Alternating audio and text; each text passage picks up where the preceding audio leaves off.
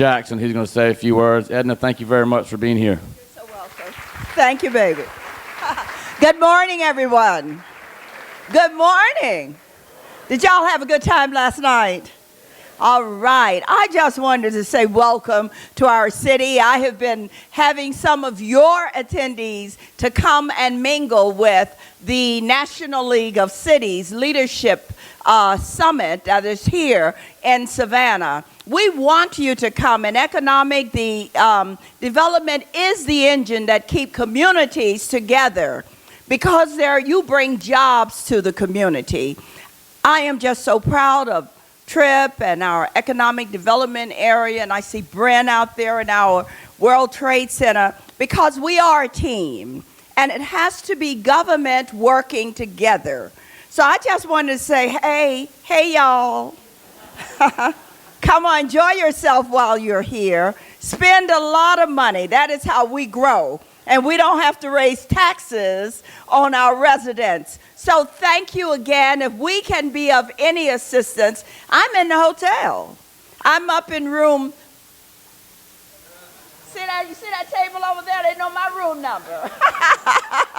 We have a little hospitality, but again, thank you. We went to see blues last night. We're going to see jazz tonight with my group. But it's all about you and what you bring to this community.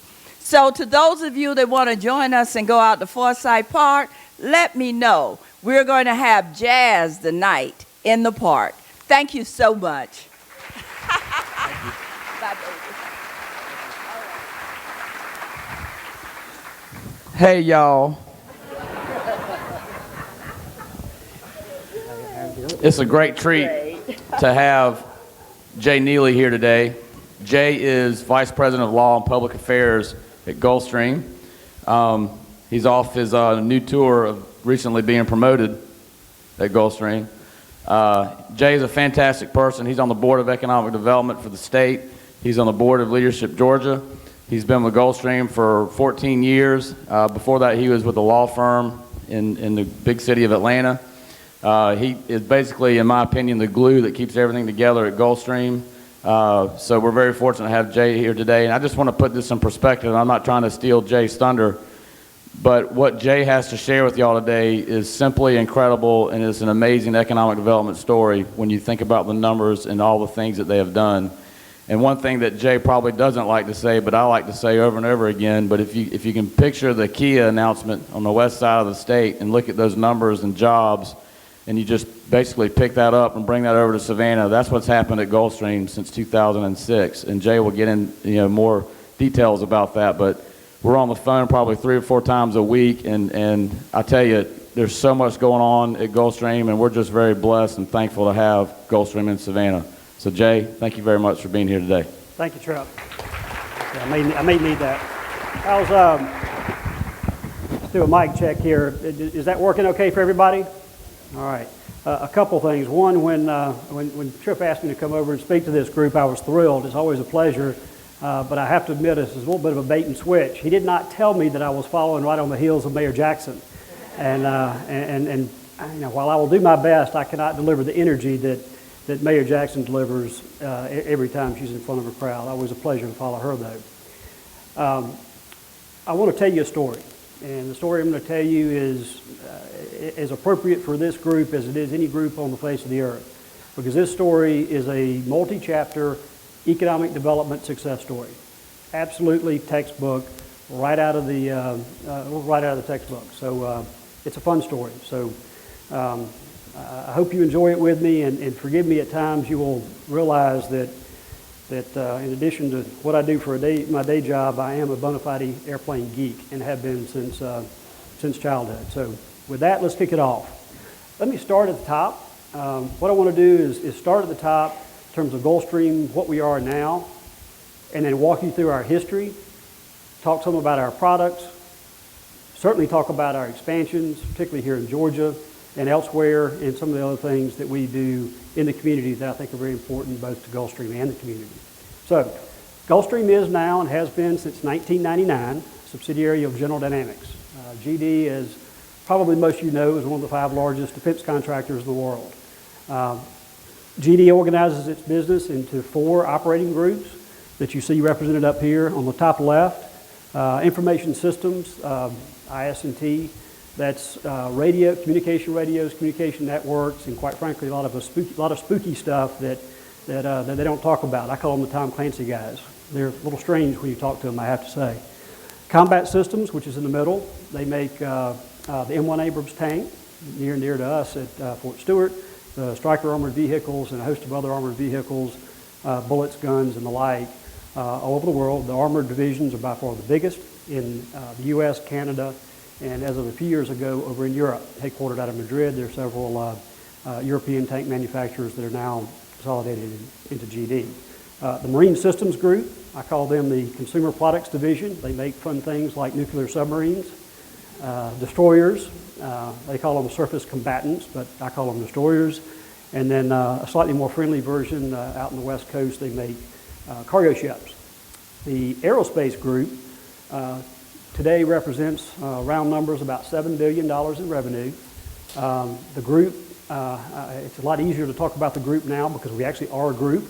I'll get to this in a little bit more detail on the next page, but up until 2008, the aerospace group at General Dynamics consisted of Gulfstream and Gulfstream. But thankfully, our parent company did us a favor, at least in terms of having this conversation, and frankly, a whole host of other things, by acquiring a company called Jet Aviation. Jet Aviation is headquartered in Switzerland. It's in the business of doing aircraft maintenance, aircraft completions. I'll explain that a little bit later in the slide, and a host of other things. But they have a very, very significant, broad footprint internationally. Some domestic facilities as well, but the international piece is a seed I want to plant in your minds because we'll come back to that theme time and time again in this presentation. Now, let's go back to the beginning. Gulfstream started in the 1950s as a division of Grumman. Grumman, at that time, had the facilities that originally birthed Gulfstream up in Bethpage, New York, Long Island. In 1957, we had the first flight of the G1, the Gulfstream G1, which is a turboprop airplane. First aircraft ever designed from scratch specifically to be a business aircraft. The G1 was very successful. By the mid-1960s, a little earlier, frankly, Grumman realized that this was a good thing. They wanted to take it to the next level and mature the G1 into the G2, which was the first jet the first jet Gulfstream. In connection with that, they also realized that it made a lot of sense to separate the military business, which is what the Bethpage, New York facility was focused on, from this new and budding commercial business called Gulfstream.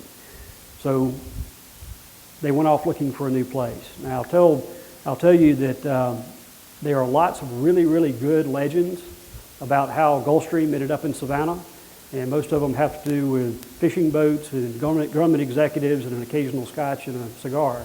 And they're great stories. They just aren't true. The truth is, a lot less exciting, but a lot more important. The truth is, Gulfstream ended up here in Savannah because of old-fashioned hard work by the state of Georgia and the local community engaged with Grumman in a multi-state search competition for a location for this facility. The state and the community leveraged Hunter Armory Airfield and the workforce that was there and some other assets that were there to convince Grumman to put this little airplane factory in Savannah, Georgia. Doors opened in 1967 with a whopping 100 employees. In 1967, we opened with 100 employees. Since that time, and certainly continuing through today, Savannah is the worldwide headquarters for Gulfstream Aerospace. It's our primary manufacturing facility. It's our sole and only research and development center, and it's the headquarters and offices for all of our senior officers at the company. So this is our hometown. It has been since 1967. So what do? We make business jets, of course. You'll see on the screen here our current product line, ranging from the G150 to the G650. People always ask me, just give me some orders of magnitude. What are we talking about in terms of price? Just to sort of bound the equation here, the G150 is about a $14.5 million airplane, up to the G650, our newest top-of-the-line flagship aircraft, that's about a $65 million airplane, round numbers. Let me talk about the aircraft here for just a minute, because I need to do two things to bound you in terms of Gulfstream's history and get you to understand how our business works so you can understand some of the rest of the things that I'll talk about in the presentation. First, the product line you see up there is, the way we look at it, divided into two pieces. The G150 and the G280 represent our mid-cabin fleet. Then the 450 through 650 represent the large cabin fleet. Not terribly imaginative names, but there you have it. The 450, 550, and 650 are all direct line back to the G1. In other words, it's a family. Their engineering drawings common to them. Just think it is one generation after the next. The G150 and G280, this mid-cabin line, those are aircraft that are derivatives of models that we acquired back in 2001 when we bought a company out of Texas called Galaxy Aerospace. Hold that thought for just a minute. In our business, when you build an airplane, you do it in two phases. This is very important to understand in some of the rest of the presentation. You build it in two phases. The first phase is oftentimes called the initial phase, second phase, final phase, again with this creative language.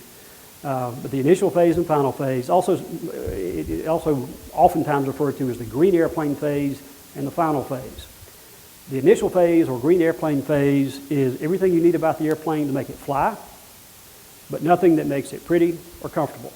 So in other words, it includes wings, engines, cockpit, so on and so forth that can fly, but no exterior paint and no interior passenger configurations.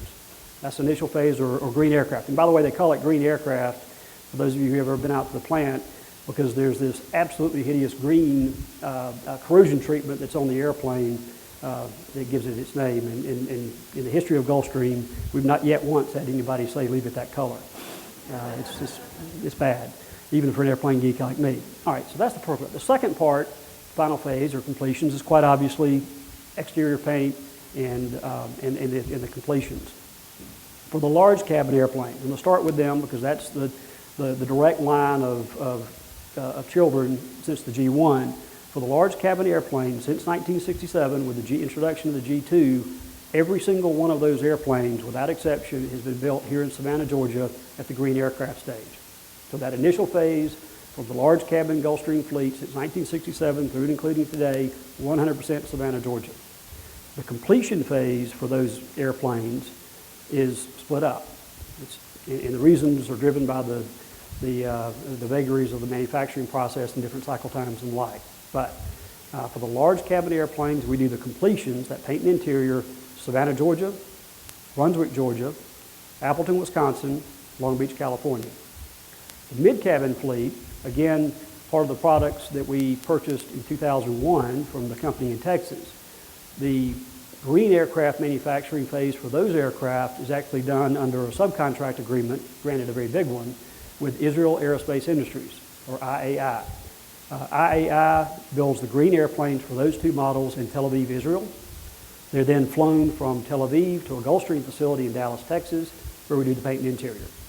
So that's our product line and a little insight into the way we build airplanes. This is the inside of a Gulfstream airplane. This one happens to be a G280, but I want to give you a sense for the look and feel. This is a G280, but all of the airplanes across the product line have the same look and feel, simply some are a little bigger than others. But the look and feel there is very consistent with what you see. We'll talk more about some of the technology that's in there that makes them very, very efficient business tools in just a few slides. Before I say much more about this slide, I'm going to warn you, I'm pulling my salesman's hat squarely down around my ears. A former president of Gulfstream made the point years ago that at Gulfstream, everybody is in sales, and that's very true. But with that disclaimer, I'll tell you that this is the best business aircraft available in the world today at any price. It is the best of the best, and even our competitors will begrudgingly admit that. It is simultaneously the fastest business jet out there today, the largest business jet out there today, and has the longest range of any business jet out there today. There's not a single business jet in the world that can beat that airplane in any of the three categories, much less even go toe-to-toe on all three categories. That airplane is built right here and was designed, 100% designed in Savannah, Georgia, and built in Savannah, Georgia. And that's something we should all be proud of. Okay, talking about manufacturing facilities, I've touched on this. I'm not going to go through all the locations because it would make my head hurt, and I know it would make yours. But I want you to take two things away from this slide. First and foremost, you see two major facilities in Georgia, here in Savannah, down in Brunswick. The Brunswick facility does the final phase manufacturing, as I mentioned before, for some of the large cabin airplanes. It also does maintenance and does quite a nice job of that for us. And we're grandly appreciative of their work down there. We have other facilities around the country I've alluded to before.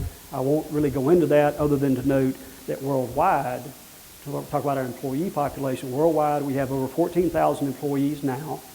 Over 9,000 of those, and that's frankly a bit dated information because that's all the way back to August 31st. That's a long time ago in our world. The number's bigger than that now, but as of August, we had over 9,000 employees just in Savannah. And that's direct full-time employees. I'll talk more about that in a minute. Down in Brunswick, we have about 200 and growing. Okay, some fun stuff. Technology.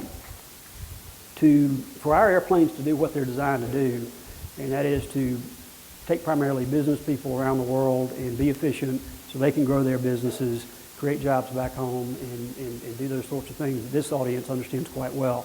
To do that and do that well, you need the right technologies in the airplane. And we, understandably, spend a lot of time, energy, and of course money investing in just that. Very, very important point for this group. Very, very important point. Anytime you read anywhere in any publication, whether it's from our friends in the back of the room at the AJC or elsewhere, you read about some new cool technology in a Gulfstream airplane, you will know that technology was developed here in Savannah, Georgia, because 100% of our Gulfstream research and development facilities are right here, and that's an important point. So what do we do? What kind of things do we research or work on?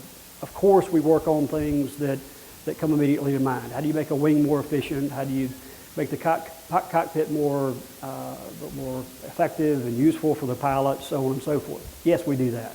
But we also spend a lot of time and energy on things that don't naturally come to mind. Recognize that these are business tools. These airplanes are designed to make the wheels of business work. So with that in mind, very important for us to make sure that these airplanes, in the passenger compartment in particular, are fully operational fully operational offices. So for example, a technology that we've spent a lot of time working on is, if I'm in my Gulfstream flying across the Pacific and one of you guys needs to get in touch with me and you call my cell phone, my iPhone, you would want that thing to ring even if I'm in 51,000 feet over the Pacific. Our airplanes can do that. Okay? You don't need to know where I am. Those kinds of things, how to have full internet access with email and fully capable of handling large attachments so that you can be doing work while you're on the way, and a host of other things that make that airplane a productivity machine, because that's really what it is. A glimpse into the future. This is fun stuff to talk about. Supersonics.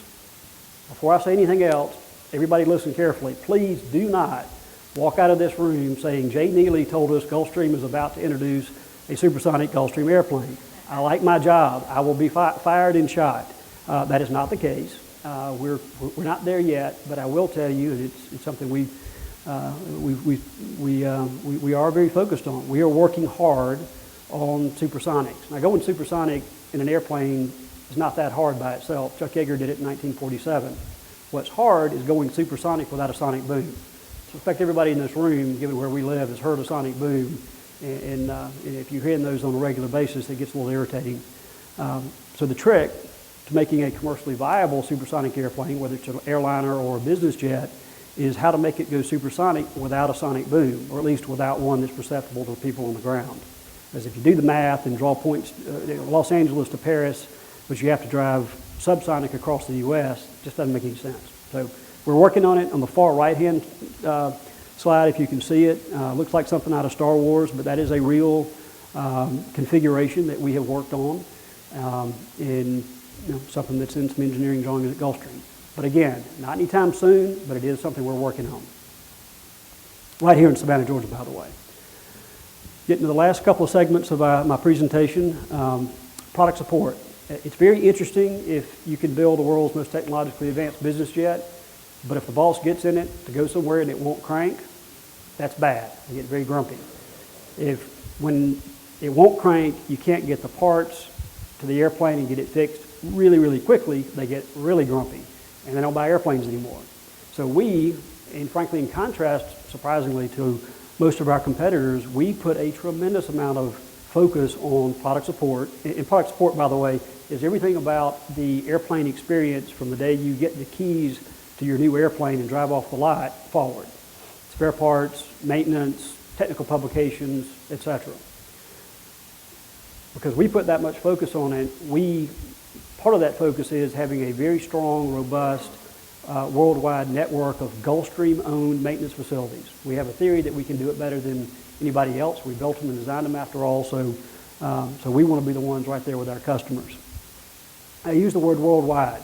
Remember I said earlier in the presentation the international theme would come up. The international theme would come up quite a bit.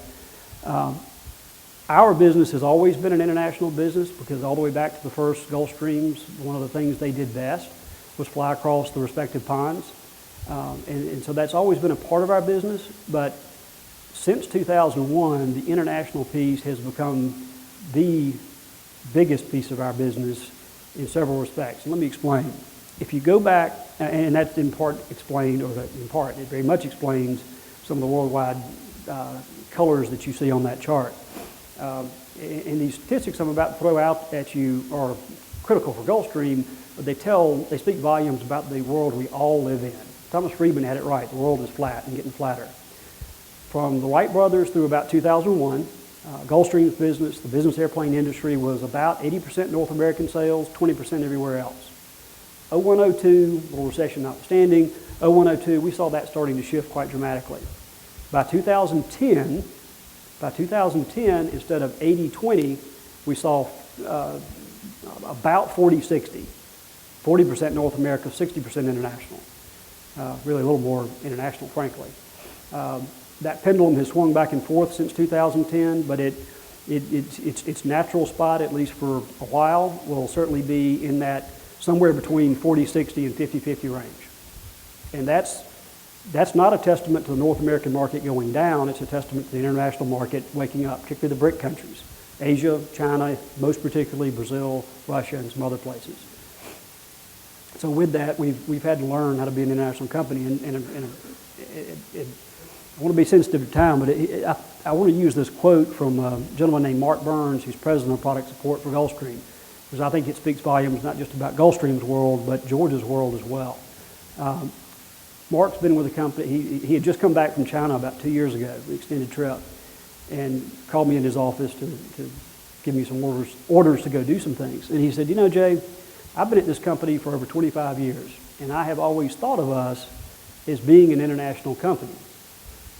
I just realized that up to now, we have been a domestic company that happened to sell its product overseas. We have now become an international company, and we've got to go figure out how to do this. And it's different. Trust me. Tom and others out here in this room were with me in China a few weeks ago, and they're great people, but they are different. No doubt about it. Next two slides, I want to give you a little insight into how much Gulfstream really means it when we say product support and we're focused on the customer experience. How many in the room remember the real life thing, and of course the movie Apollo 13, the in-flight emergency par excellence. Think of that Apollo 13 when you look at this room. This is a command center that's in the Gulfstream Service Center, part of our technical support group here in Savannah, Georgia. This command center, the things you see on the bottom, those are simulators done with computers, but they can be configured to mimic the airplanes in the fleet. So we've had this happen. So you're flying along, pilot, you have a problem, you run through the checklist doesn't solve it, it's something Apollo 13 like, and Houston, we have a problem. Gulfstream world, it's you pick up the phone literally in flight, these guys have telephones, You pick up the phone, you call Savannah Technical Operations, and you say, Savannah, we got a problem. What these guys can do and what this room is set up to do is they can immediately load into those computer simulators that airplane with its systems, convene the engineers that design the systems, the test pilots that flew the systems, the mechanics that work on the systems around a conference table that's wired into the network with the airplane and run through scenarios just like Apollo 13. And we did that. We've done that successfully with some high-profile events, and that's a big deal. This airplane is the Gulfstream Airborne Product Support airplane. We actually have two of them now, or APS airplanes. These airplanes sit here in Savannah, Georgia on ready launch, meaning they can launch within about 30 minutes. So if you have your Gulfstream and you're in Kalamazoo Friday night, 5 o'clock, with a 6 a.m. departure to Beijing, and you break down, very obviously there's not enough time to even, or certainly FedEx or even Delta Dash the parts to get them to your airplane to make your trip. What we will do, you call us, call Tech Ops here in Savannah, we'll load the parts, mechanics, launch this airplane to you in Kalamazoo, spend the night with you, fix your airplane so you make the trip to Beijing. For that, we charge nothing, zero. Now, some of you can call that free, some of you can call it paid for, that's your choice. But what does all that get you? It gets you a lot. It gets Gulfstream a very, very consistent #1 rating in product support. That #1 rating in product support sells airplanes. Those airplane sales drive jobs in Savannah, Georgia. That's a big deal. So let's talk about jobs, and let's talk about Savannah, Georgia. Getting towards the end here, but this is the good stuff. Gulfstream's had a great run. By 2006, in particular, that international growth that I mentioned earlier was really starting to hit home to us. And we went and visited with our friends at the state and our friends at GEDA. And by the way, let me stop for a second and give an unpaid commercial advertisement. I cannot say enough good things about GEDA. Trip Tollison and his predecessors working with Gulfstream through all of what I'm about to describe to you. The relationship that we had with GEDA, they've been fantastic. The relationship that we've had with the city, the county, the airport, that ecosystem of people working together, teamwork, is why I'm able to give you these slides. And I guess this is the not so fun part of my presentation, but I'll say bluntly that there are people in this room from communities who can't say they have that kind of cohesive relationship. And I'm here to tell you right now, point blank, that makes the difference between Gulfstream picking a site and not picking a site. Cold hard facts. And if your people back home don't understand that, it's your job to make sure they do. But I'm proud to say here in Savannah, Georgia, we have a fabulous relationship. And the reason we have a fabulous relationship is everybody understands that we're on the same team, and working together is for everybody's benefit. All right, 2006. By 2006, we had grown out of room in Savannah, Georgia. We went through, worked with our friends at GEDA and the department and the city and the county and the airport, and came up with an expansion plan. We looked across the nation, where might we go? I'll admit my heart was in Savannah, Georgia. Luckily, we were able to work it out, and so we announced in 2006 an expansion in Savannah targeted as, or an expansion of 1,100 new jobs, $300 million of investment over 7 years. But that's not what we did. Instead of that, in 3.5 years, half the time promised, we did 1,500 jobs and $400 million in investment.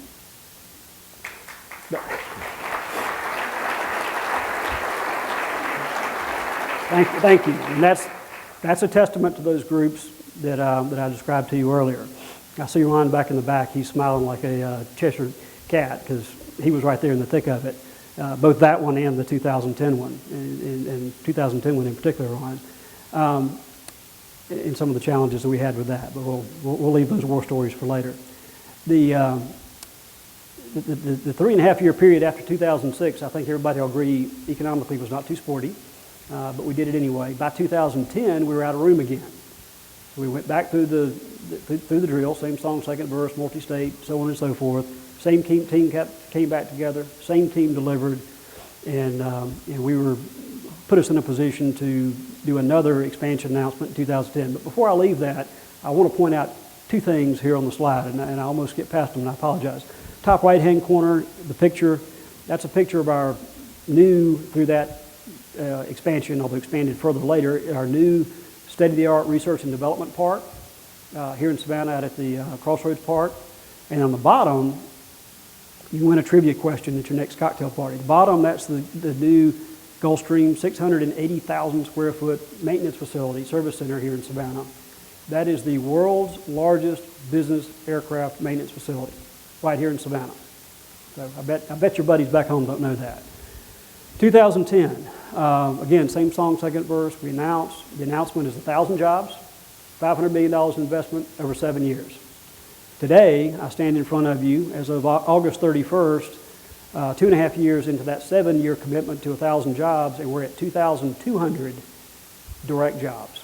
Those are direct full-time employees, which brings us today to a Savannah population of over 9,000 direct full-time employees.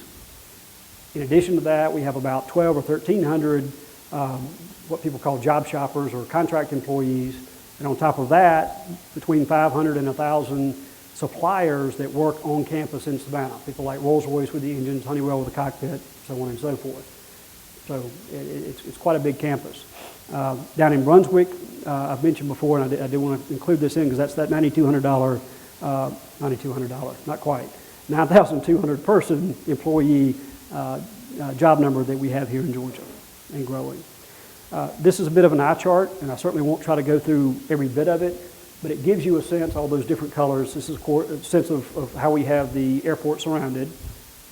This is an aerial photo of the Savannah Airport, and you can see all the various colors that represent facilities that Gulfstream has built in just very few recent years. Happy to go through that in detail with others afterwards, but a little bit too much for this group.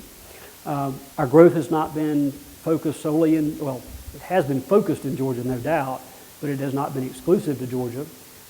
In this time frame, we've added other stuff. In 2011, we expanded an existing Gulfstream facility in Westfield, Massachusetts.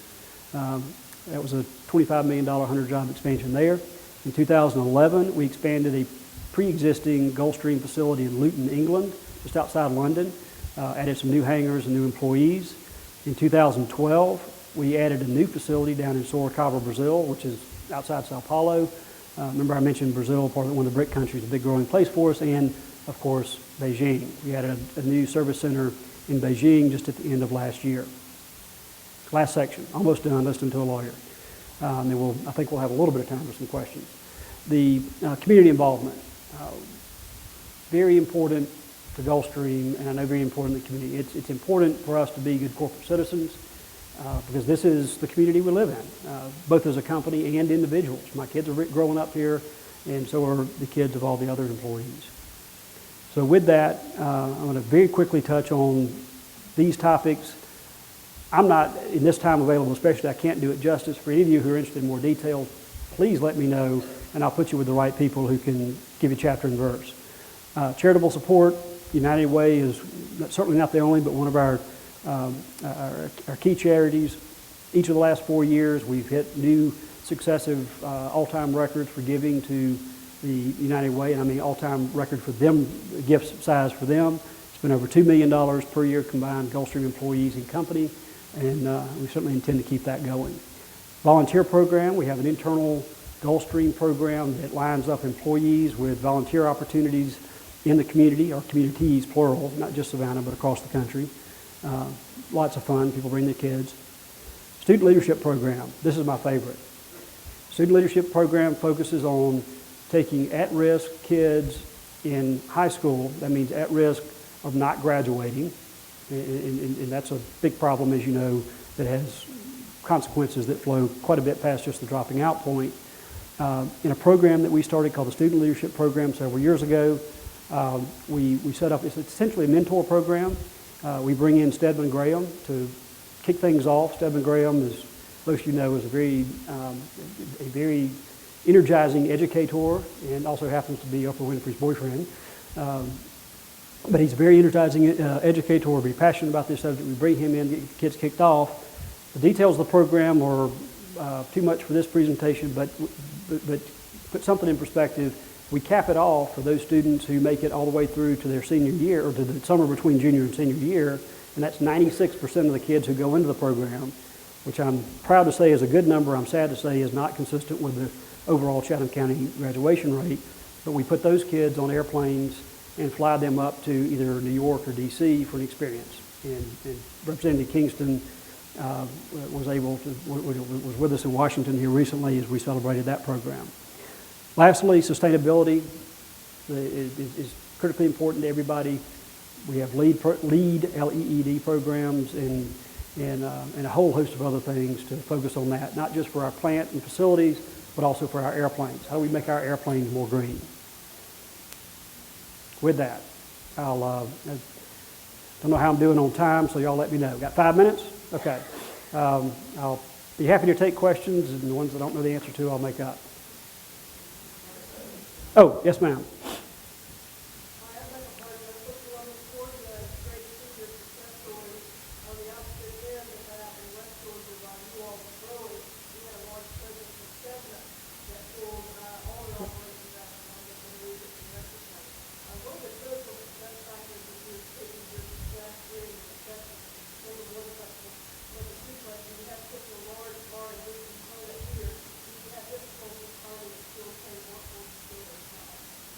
The success of our business,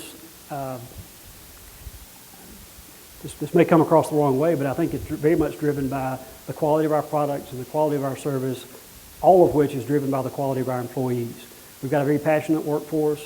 The workforce is passionate and proud of what they do. For anybody who's ever walked the factory floors, you see it. I mean, these factory floors are clean as a whistle, and you go up and ask somebody, what do you do? And they're very excited and proud about the fact that they work on the best business jets in the world. And that drives an energy that drives quality, because at the end of the day, if the folks turning the wrenches or doing the engineering drawings aren't excited about what they're doing, it doesn't work. So that's a key factor. That is the key factor. The growth of the international market certainly is a big part of it. But others, our competitors, while they have grown with that growth, they've not grown like we have. We're the market leaders, and I think that tie back to the people is what makes the difference. In terms of the research and development and recruiting the right people is very definitely the most important part of any business. It's tough. On the engineering side, we have had, it is tough because, with some of the challenges the STEM programs have had at the lower schools, it's a trickle-up effect, and you do see some gaps there. So we have to work hard to get those people in. That leads to an obvious workforce development discussion, and I think Georgia, in the growth here, Georgia does a very good job of that. There are lots of things that we are involved in that is helping with that, and I can't help but have a plug here for Quick Start. Quick Start is awesome. That program has it has made the difference between our ability to keep up with these job numbers and not. And you can hire the people in, but if you can't do the work, that doesn't do you much good to have them. So or operations like Quick Start, the partnerships that the state have and that we're building with Georgia Southerns and Georgia Techs. Very obvious key example is the Savannah Tech with the new airframe and power plant school at Crossroads Park. All those kinds of things are important to keep that flow of people with the right skills coming our way. Did I answer your question? Okay. Anybody else? In the back.